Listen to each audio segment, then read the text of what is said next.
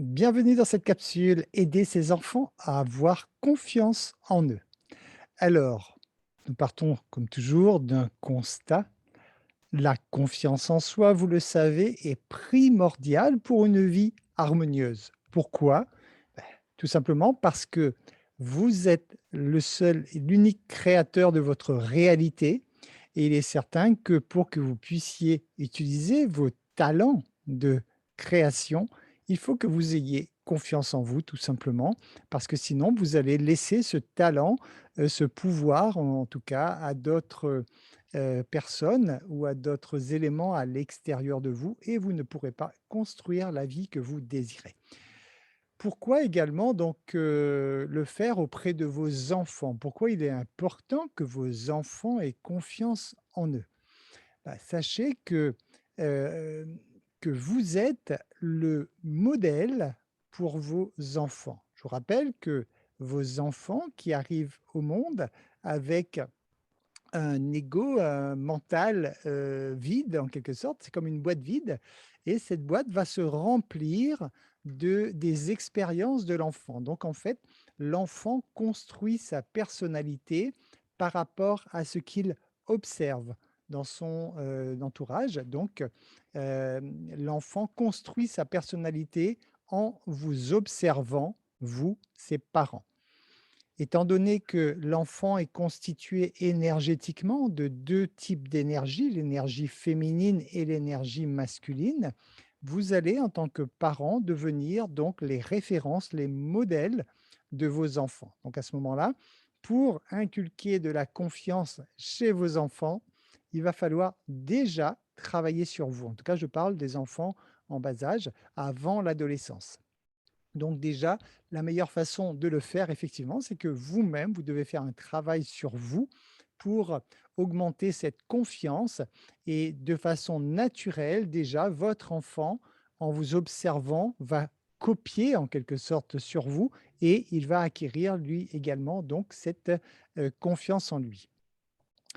Un enfant qui a confiance en lui, automatiquement, c'est un futur adulte qui aura la capacité de créer la vie qu'il désire, hein, puisque il aura parfaitement conscience de ses pouvoirs et de ses capacités. Donc c'est, une façon pour vous effectivement d'aider votre enfant à réussir sa vie. C'est donc le point capital pour la réussite de votre enfant, c'est de l'aider à avoir confiance en lui.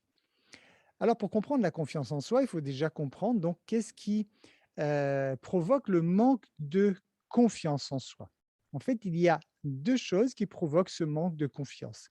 Tout d'abord, la personne qui n'a pas confiance en elle, c'est une personne qui a peur de l'inconnu. Ça, c'est humain. La peur de l'inconnu, c'est ce qui, la plus grande peur de l'humain, c'est donc la peur de l'inconnu. La peur de l'inconnu, c'est la peur de ce qui va se passer. Si j'entreprends une action, qu'est-ce qui va se passer après? Et donc, c'est cette peur qui fait que bon nombre de personnes ne passent pas à l'action. Comme on dit, ils préfèrent rester, enfermés en sécurité dans une prison que d'aller vers, la liberté, mais qui prime avec également donc inconnu. Et l'autre peur de l'inconnu qui se cache, l'autre grande peur qui se cache derrière la peur de l'inconnu, c'est la peur de la mort, hein, puisqu'effectivement, les gens connaissent mal le sujet et ils ont donc souvent peur de la mort. Donc ce sont ces 2 grandes peurs, hein, déjà qui prédominent chez l'être humain et l'autre aspect qui va faire qu'une personne ne va pas avoir confiance en elle, c'est tout simplement que la personne se connaît mal. Elle ne comprend pas réellement qui elle ne comprend pas vraiment comment elle fonctionne, ce qu'elle fait sur terre et cetera et donc ce manque de compréhension, ce manque de connaissance sur elle-même va engendrer des peurs. Parce qu'un manque de confiance, ce sont des peurs qui sont engendrées. Alors, donc pourquoi aider vos enfants à avoir confiance en eux? Bah, déjà pour qu'ils puissent réaliser leurs désirs. Vous l'avez bien compris, lorsqu'ils seront adultes et d'ailleurs c'est quelque chose qui commence depuis, la tendre enfance déjà, hein. Si vous inculquez la notion de confiance chez vos enfants, ils peuvent construire des projets de vie déjà depuis l'enfance et également pour qu'ils ne soient pas dans l'attente que les autres construisent leur vie à leur place et ça, c'est très important.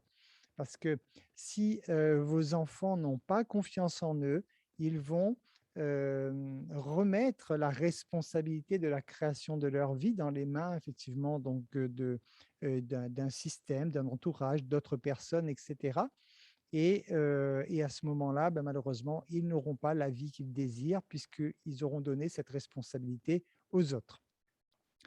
Alors maintenant, la question la plus importante, bien sûr, comment faire pour que vos enfants aient confiance en eux? Alors nous allons travailler donc sur les différents points dont je vous ai parlé. Le premier point, donc on va parler sur les peurs et surtout on va commencer par la peur de la mort. Alors ça c'est, derrière la peur de l'inconnu, donc il y a cette grande peur de la mort. Tant que vos enfants auront la croyance qu'ils vont mourir un jour, ils ne pourront pas avoir 100 confiance en eux, parce qu'ils vont toujours vivre avec cette crainte de mourir. Alors bien sûr qu'il s'agit aujourd'hui d'une croyance populaire, c'est celle qui est la plus véhiculée autour de vous et c'est ce qui, permet de penser aussi que les gens ont si peu confiance en eux, puisqu'ils se disent: «Il va y avoir un jour où je vais mourir, je ne maîtrise pas cette situation», donc ça engendre des peurs donc, ça détruit la confiance en la personne.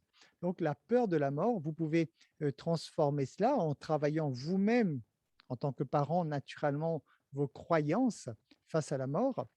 Et pour cela, donc, je vous encourage de vous documenter, par exemple, pour pouvoir le transmettre à vos enfants. Les preuves, en tout cas, que nous ne mourrons pas, elles sont très, très nombreuses, hein.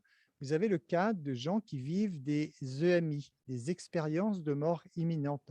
Ce sont des gens qui meurent, donc la médecine, ou le médecin plutôt dans pareil cas, atteste de la mort du patient et quelque temps après, hop, la personne revit, hein. Donc c'est quelqu'un c'est juste, je dirais que l'âme est sortie quelque temps, du corps et l'âme revient. Il y a comme un millier de cas par an sur la planète et ce qui n'est pas très anodin.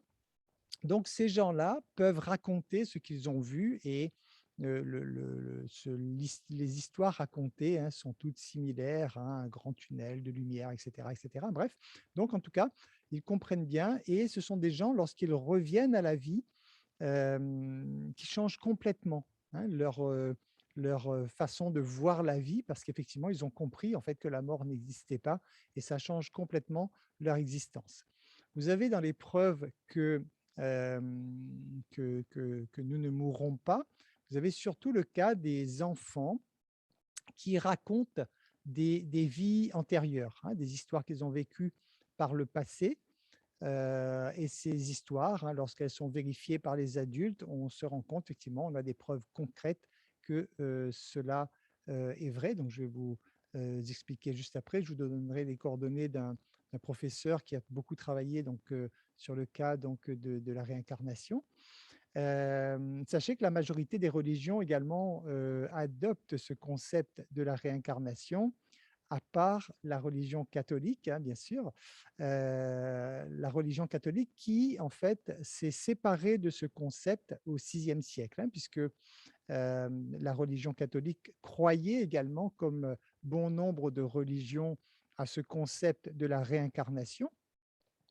Et au VIe siècle, il y a eu la refonte, hein, de la Bible, hein, vous le savez peut-être, hein. Donc c'est un empereur qui a réuni des chefs religieux, chrétiens et catholiques, qui avaient commencé à écrire chacun leur Bible de leur côté et il a demandé à ce qu'il y ait une seule Bible unique qui soit écrite et à ce moment-là, donc ces chefs religieux se sont mis d'accord pour écrire une seule version de la Bible, hein, telle que nous la connaissons aujourd'hui et c'est dans cette version de la Bible, effectivement, que le concept de la réincarnation a été, pour ainsi dire, retiré pour bien mettre en avant, effectivement, le fait que la réincarnation du Christ est unique. Enfin bref, donc passons sur le principe, mais toujours est-il, voilà, il demeure aujourd'hui, c'est pratiquement la seule religion qui pense, hein, que la réincarnation n'existe pas. Libre à vous naturellement, hein, d'adhérer ou pas à ces croyances et à vos propres religions, bien sûr, hein. Moi, ce que j'observe et que je transmets, ce sont des faits, hein, donc c'est des événements factuels qui ont été, des «preuves» entre guillemets, hein, donc apportées, par certaines personnes qui, attestent qu'effectivement, en tant qu'âme, nous, ne mourrons pas, nous ne faisons que, venir dans une expérience terrestre pour évoluer, repartir, recommencer et ainsi de suite et nous faisons ça maintes et maintes fois. Alors le professeur, donc c'est le docteur en fait, hein, dont je vous parlais, hein, c'est le docteur Stevenson. Donc c'est un psychiatre à l'université de Virginie. C'est un monsieur en fait qui a beaucoup étudié le cas, d'enfants qui se rappelaient d'expériences, de vie antérieure, hein. Donc en fait, ce monsieur, il a, compilé et étudié en fait environ 2 500 cas d'enfants. En fait, il y en avait 14 000 au départ, mais au final, il a réellement travaillé sur 2 500 cas d'enfants qui impliquaient effectivement des souvenirs spontanée de vie antérieure. Dans ces 2 500 cas, il a pu référencer il y a eu en tout cas 1 500 cas d'enfants, qui ont pu être validés factuellement. Ça veut dire quoi? Ça veut dire, par exemple, dans ces 1 500 cas d'enfants qui ont pu valider, ce sont des enfants, par exemple, qui se disaient: «Moi, je me rappelle, j'habitais à tel endroit, je m'appelais comme ça, mon père s'appelait comme ça, j'avais un frère» et cetera et cetera. Donc l'enfant raconte cela.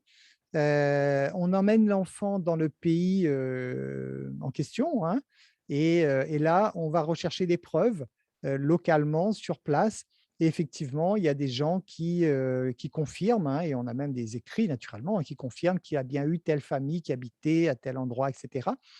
Chose plus impressionnante, hein, lorsque, certains de ces enfants sont arrivés, par exemple, devant leur maison qui était selon eux, leur ancienne maison, d'habitation, ils étaient en mesure de décrire, la disposition des pièces, alors que l'enfant avait jamais eu les pieds dans ce pays, hein. Donc toutes ces choses, alors vous pourriez me dire: «Oui, c'est peut-être une information qui a été captée, par l'âme en passant et cetera». Oui, pourquoi pas?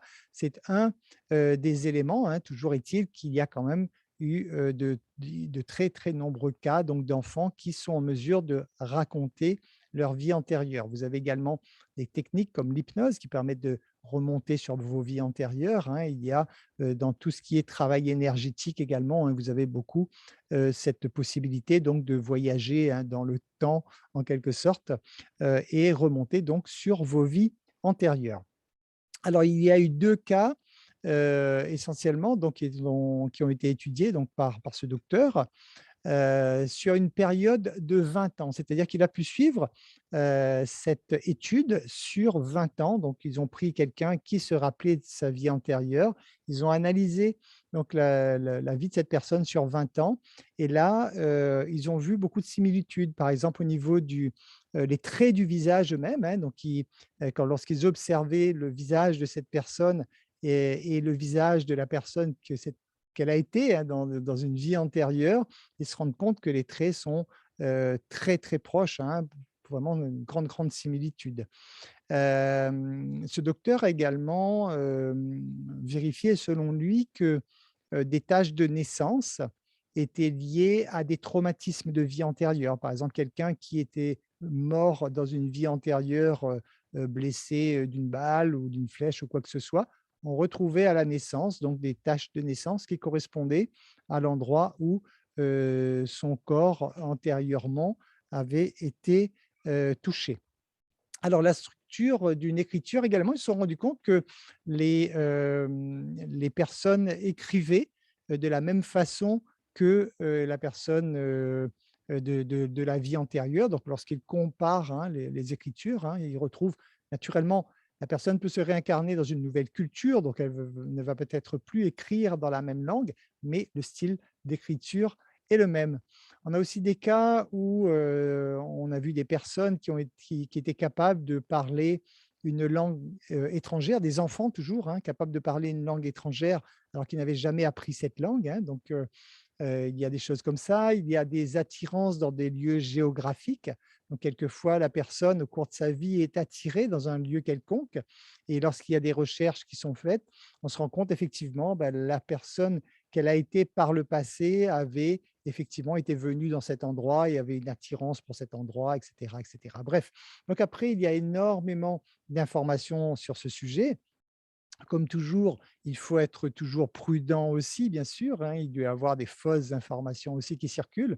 Mais lorsque nous avons affaire à des études sérieuses, je dirais, hein, authentifiées pour ainsi dire, il est plus facile, de croire à la véracité donc de ces faits.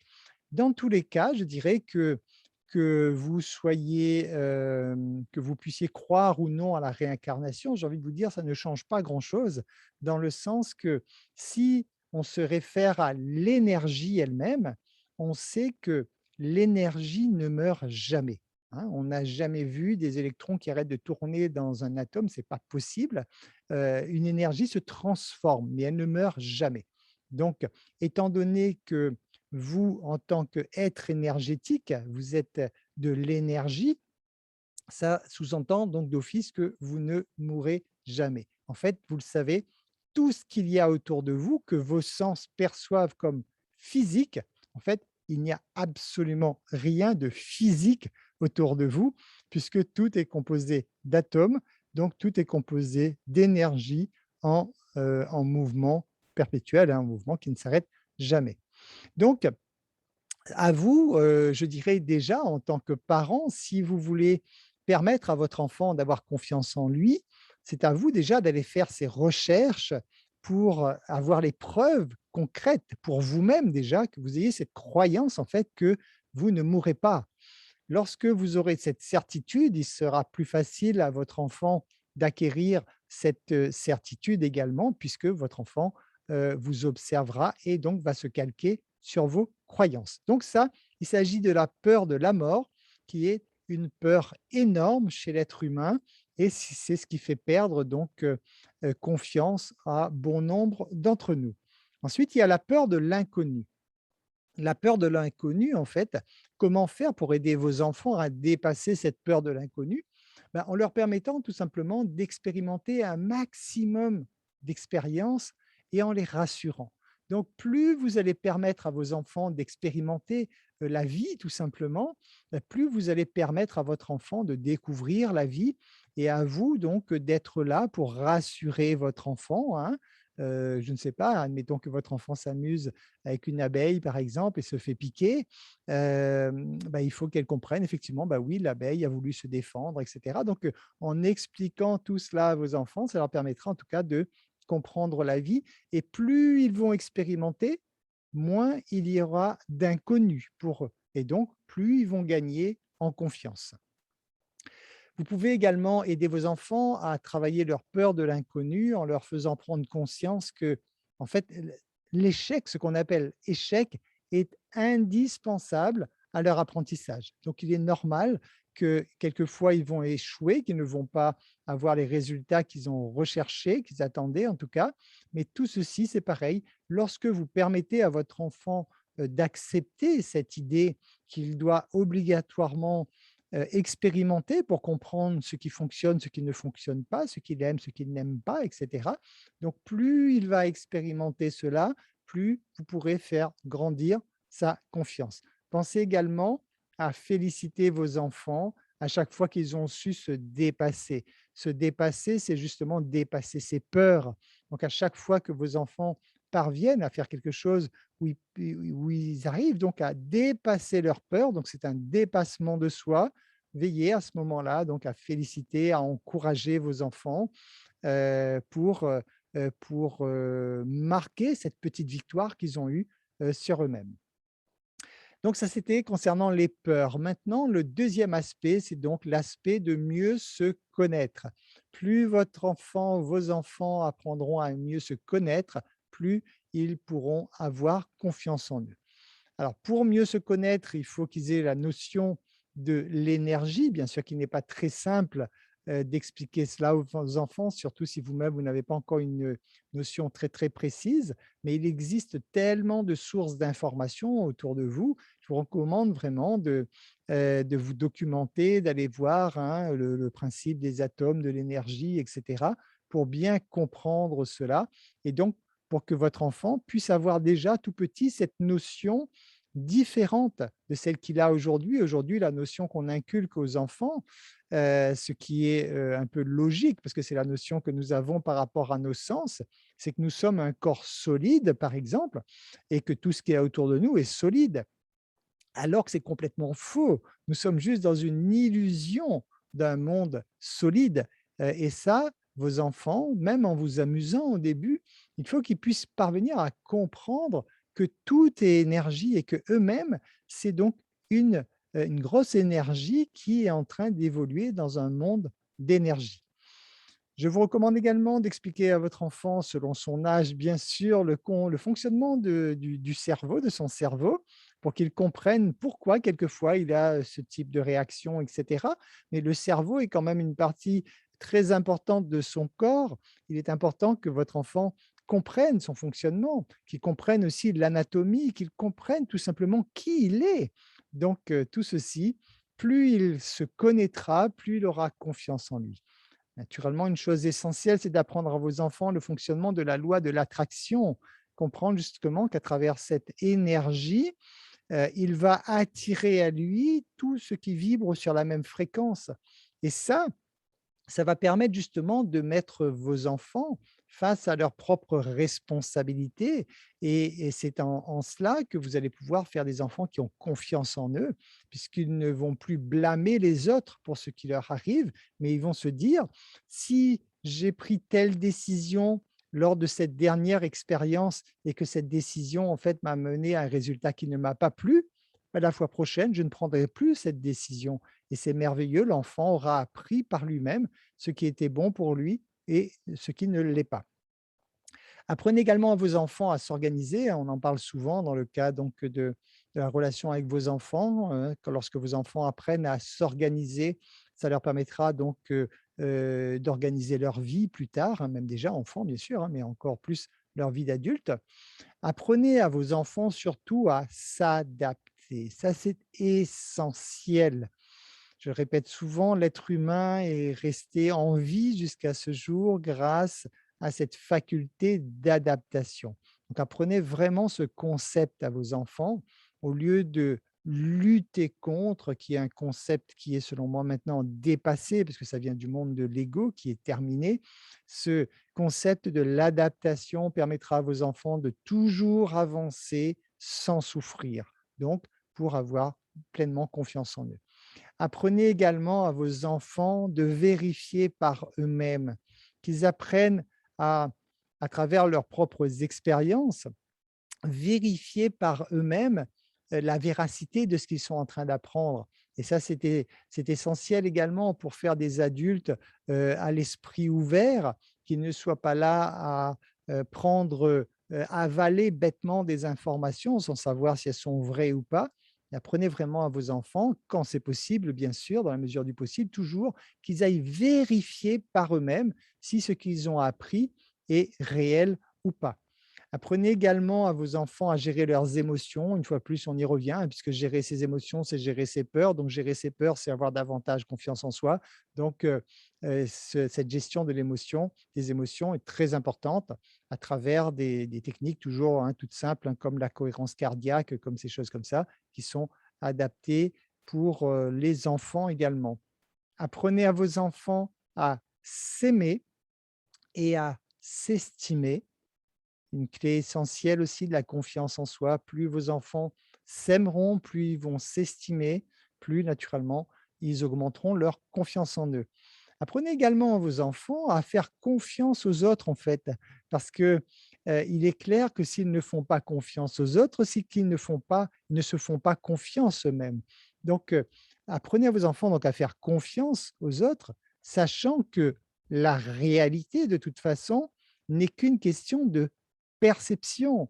C'est-à-dire que si votre enfant fait confiance à quelqu'un et que cette personne, «agit mal» entre guillemets, c'est quand même votre enfant au final, à travers la perception de ce retour, qu'il va se créer sa propre réalité. Donc même si la personne réagit mal, votre enfant pourra toujours se créer cette réalité que, bah, lui, il est en paix avec lui-même, il a bien agi et maintenant l'autre, bah, devra malheureusement pour lui assumer les conséquences de son acte. Voilà, j'espère que ces informations vous seront utiles pour, vous aider dans l'éducation de vos enfants, aider vos enfants à avoir davantage confiance en eux. Prenez conscience que c'est un point capital pour la vie de votre enfant, donc prenez le temps nécessaire, placez ça dans vos objectifs à mettre en place, objectifs familiaux, donc d'accompagner vos enfants à cette, maîtrise d'eux-mêmes. C'est absolument capital pour leur bonheur. Merci pour votre écoute. Je vous dis à très bientôt dans une nouvelle capsule.